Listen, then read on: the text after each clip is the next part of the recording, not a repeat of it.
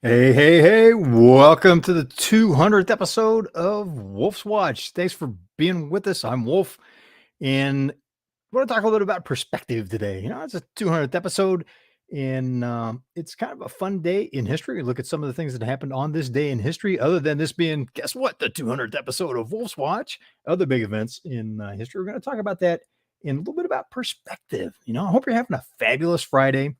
And queuing up a couple of things I want to share here. On perspective, here's something that comes to mind. How do you let me get this screen share set up for you? We're using our new countdown timer. Gonna see if well, there's been some fun stuff going on around that. But think about perspective. We're gonna talk about perspective for a second. I went to a shopping mall I hadn't been to for a long time, and this is what I saw. They took the courtyard area and set it up as a kids' play area. They put in, you can see some of this here if you're watching the cursor down here in the lower right hand corner. They put in artificial grass, created a space for people to be able to sit in the sun. This is Southern California, so there's a fair amount of sunshine. And they had this really fun train for kids. And I really think the adults were enjoying it even more than the kids were, that went around the whole open center area in the shopping mall, because there's so this picture was taken from the second floor looking across the area that's enclosed on, it's on three sides like a giant horseshoe, and it's open where you walk in from the parking lot. And I just thought that was a fun repurposing of what was, otherwise empty space. What do you do with all that area? Sometimes they set up like a farmer's market, and sometimes they have it as a play area. The train, particularly thought was a nice touch, and it was fun watching, the parents taking their kids, the adults that were borrowing kids so they could get on the train and have fun. I don't know that for a fact. It just we were joking about that. To make use of an area that otherwise, again, would just be empty space. So it creates a playful atmosphere, a way for people to just hang out in a retail space. So the longer they're there, the more likely they are to spend money, right? This is a business show, so it's making it playful and fun for people to hang out and enjoy being there, which makes them more likely to do business with the companies that are leasing space in the shopping mall. And this was something I found particularly smart inside the shopping mall. They had, you've probably seen this where there's cars. This was an electric commuter car that's just hitting the market. It's from Canada, I believe, and it's something on the order of about $18,000 for the base model, which surprised me. It was less than I thought it would be, not insignificant in price, but for something that's such a unique specialty car, it seemed worth taking a look at in that price range. But here's the thing. They had a great presentation. It's set up right in a big open central area in the mall. This was at the Del Amo Fashion Center in Torrance, California. The intent of the mall is to be a little more upscale. So the audience, they probably had the right target audience for this particular product, and they made it fun to hang out and talk. They had a couple of salespeople that were really knowledgeable about their vehicle, made it possible to get in and take pictures. They were fun and cooperative, going, "Hey, can I take up?" "Oh yeah, we'd love to." Took some photos, so it made a fun way to introduce the car. So it's following on that theme of making it playful. In a way, they took people's, contact information so that they could follow up with them. It's a playful way to introduce their product, and the product was appropriate for the area. So this would be a great, the target market here is commuter, like to have a runabout. If you're driving to work by yourself, it's just a single seater. So if you're driving to work by yourself and not going to great distances, this isn't going to be a long haul car. It's not like a Tesla where you can go on a road trip. Around town, though, running errands to work and back, that's something that is very doable, and it just made for a fun experience. Interior was designed really well as well. I found that comfortable. A little bit of a challenge to get in and out. Sorry, jumped ahead there. A little bit of a challenge to get in and out. Once I was in the car, I was surprised at how comfortable and how the space opened up a little bit. Great perspective of putting something that wouldn't necessarily expect to see at a shopping mall, that was in the right place and fit with the theme of the overall property, that overall shopping mall area. Because again, this is at Del Amo Fashion Center, which is a huge mall complex. and I think it's like sixth largest in the nation. Used to be farther up on that list, but it's a huge area, huge property, and it made it fun. More on perspective. So this is from hiking. So think about this. And again, this comes back to perspective in your life, in your business, and the people you're working with, how you're looking at your customers and your team, the community you support. So this is looking out towards the ocean on one of the trails that like you just come around the corner. So I want to show you what small shifts in perception really can reveal to put a fine point on that thought. So here's looking in one direction. So turn 90 degrees. Well, that's turned 180 degrees.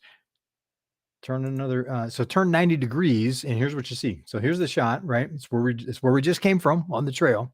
So you're walking on a trail, you turn around, you look back, that's where you just came from.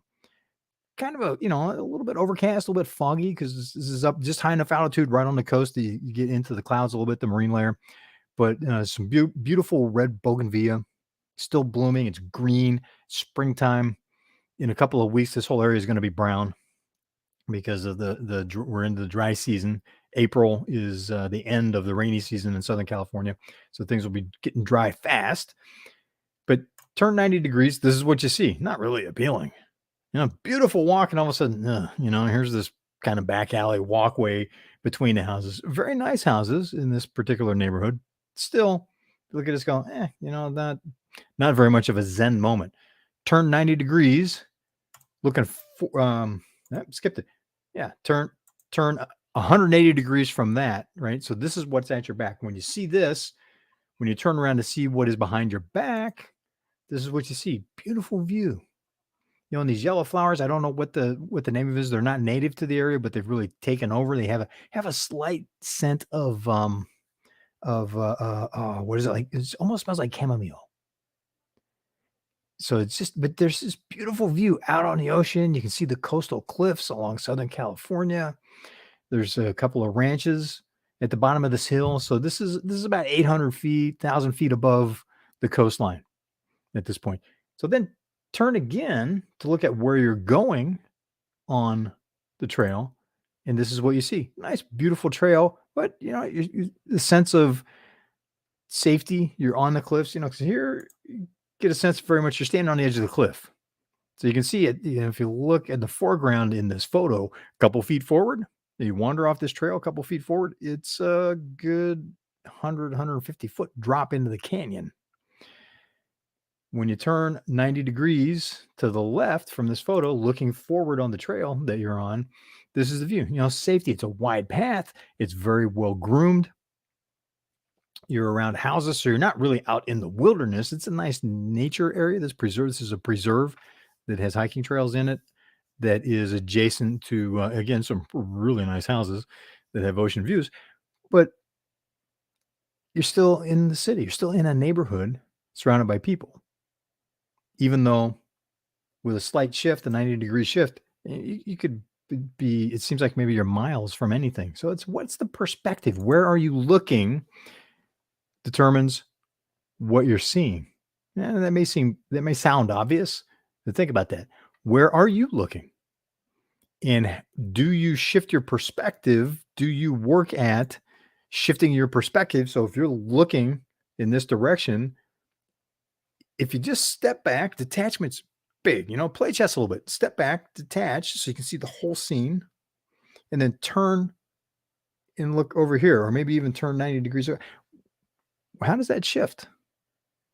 It may not be physical so much as just a perception change. Just a few degrees makes a big difference. That's my wife teases me that's why I see things differently than a lot of other people do, because I'm a few degrees off anyway. If you know what I mean. If you know me, if we've had a chance to spend some time breaking bread, just a bit of a bubble off, that can be an advantage when applied properly. So it's about perspective, and what is your perspective? Work at shifting that perspective. Have people around you that help you see things from, just a couple degrees off. It makes a huge difference. You're either looking at the trail that you've been on, you're looking at the side alley that you're walking past, you're seeing the path forward, or, the four examples that we just looked at, or you're looking off to the other side and seeing the beautiful view from a cliff top. So who do you surround yourself with, and helps you make those types of perception changes, perspective changes, and that have different perspectives from yourself in order to be able to see things differently and to learn from that. And I mentioned at the beginning of this, and it's fascinating. I'm fascinated with history, and I was looking at going, yeah, it's our 200th episode. What else has happened on this day in history other than the earth-shattering 200th episode of Wolf's Watch? I know I've repeated that a bunch, just having some fun with it. But what I hadn't thought about was in 1990. Just think about it, only 32 years ago. For some of us, it's only 32 years ago. For as you're watching this, you may be going, 32 years ago. Oh my gosh, that's forever and then some. 32 years ago, that's within a generation. The wrecking cranes began. I'm getting this from onthisday.com.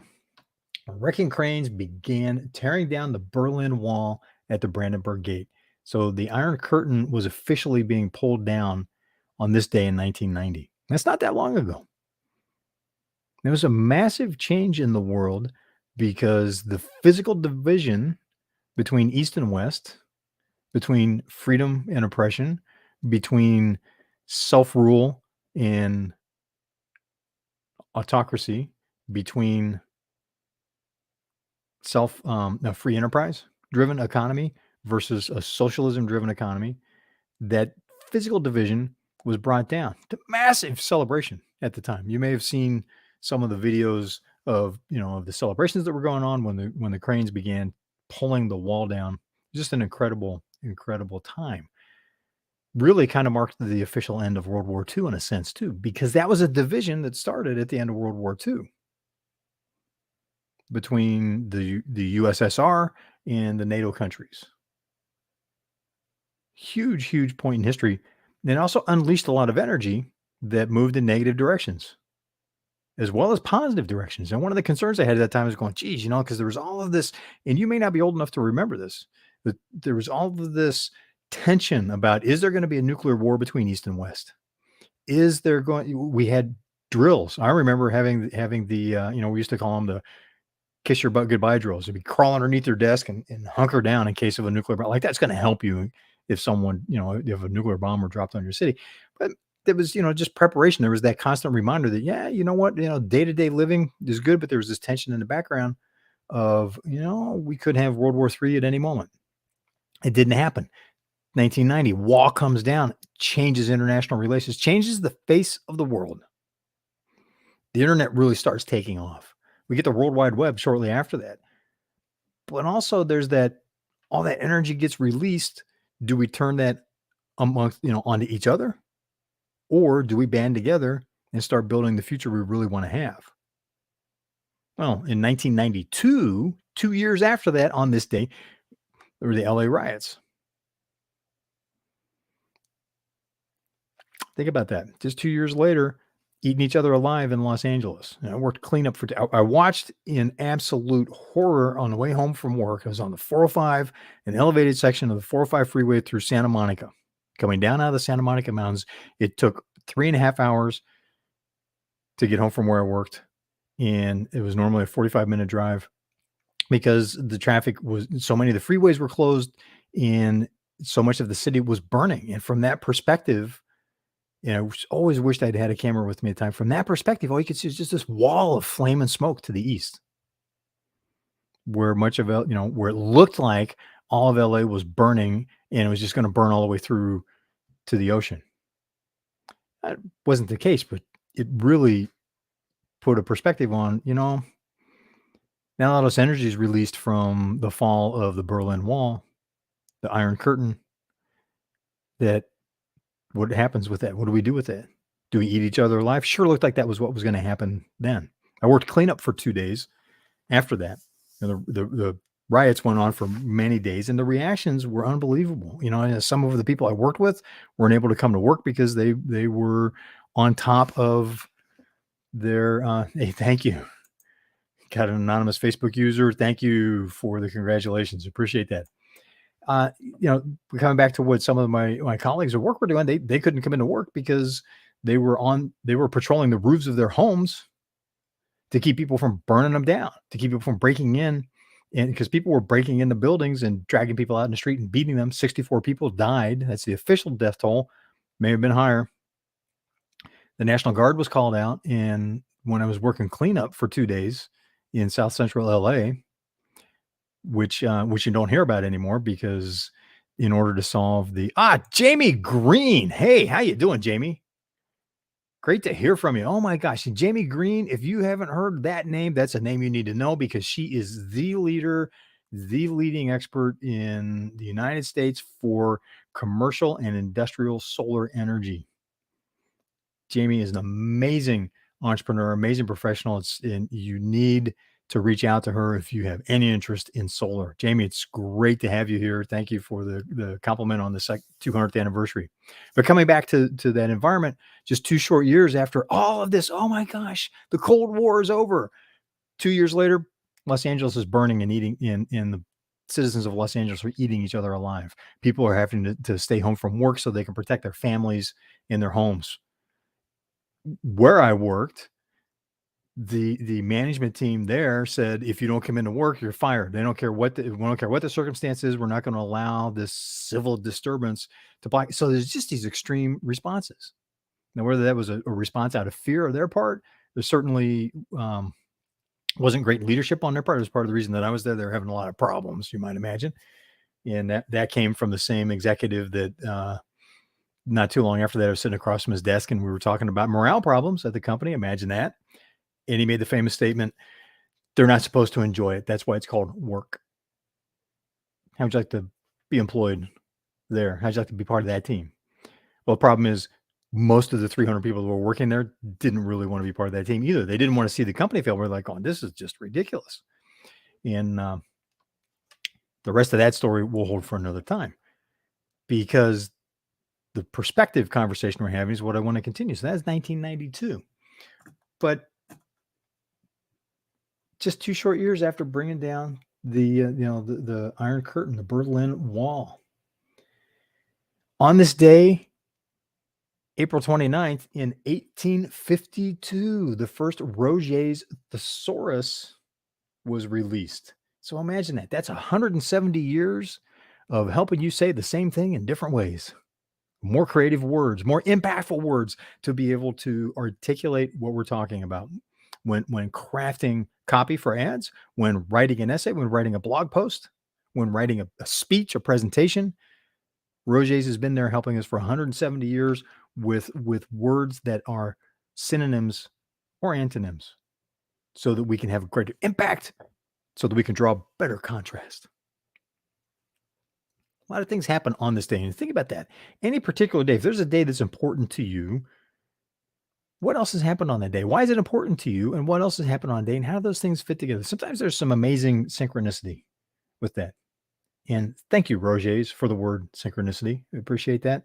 But, where things just kind of line up and go, wow, it's interesting how all of this seemingly disconnected things line up. And a lot of times when we're talking about perspective, just a little bit of shift in perspective, you can see that synchronicity, see that rhythm of how things connect that don't seem connected, or how they influence each other that otherwise might not seem like they do in an obvious way, that help you with your perspective, that help you see things differently, then unlocks that creativity that you have. We all have more creativity than we give ourselves credit for. I will never be a great artist. It's just not my gifts, but I've learned I have more creativity if I am surrounding myself with people that help me, shift my perspective, that help me keep a playful attitude on life. That helps unleash your creativity. And hopefully you're surrounding yourself with people like that. This is Friday, and I hope you're having a fabulous Friday. And I want to thank you for being part of our 200th episode celebration. We got a lot more coming, and looking forward to having you to be part of that. Always appreciate your comments. Smash the like button when you're watching this if you like it. If you don't like it, put it in the comments. Why? I'm not afraid of being roasted. Your feedback always helps make it better. And again, this is Wolf's Watch 200th episode, and looking forward to sharing many more and having many more conversations with you, because this is 21st century television, live and interactive, just like we were talking with Jamie Green. the the queen of solar energy is part of this. And again, Jamie, thank you for being part of our 200th episode. But this is live again. This is live and interactive. So looking forward to having future conversations with you. I'm getting tongue tied, so before I get emotional, gonna move on. Have a fabulous Friday, an awesome weekend, and I will see you on the trail.